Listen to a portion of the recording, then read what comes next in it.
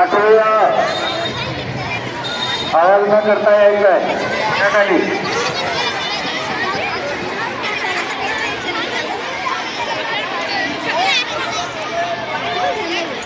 हा, आणि जे तुम्ही काही घेणार आहात त्या प्लास्टिकचा कागद असेल त्या वस्तूला सोबत आलेला किंवा इतर कचऱ्यासारख्या ज्या वस्तू आहेत कचरा पेटीतच टाकायचा.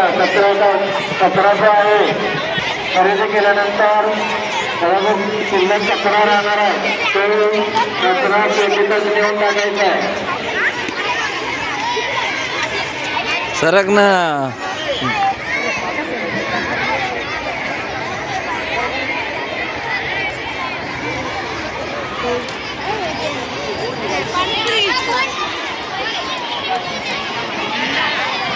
आपली शाळा स्वच्छ ठेवायची, कचरा गोळी करायचा नाही. कचरा गोळीचाच त्या ठिकाणी खाल्लेलं तुम्ही जे असेल रॅपर असेल आजूबाजूला टाकू नये.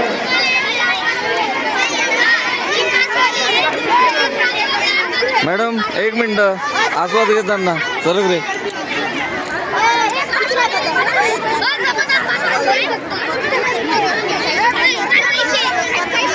ओके.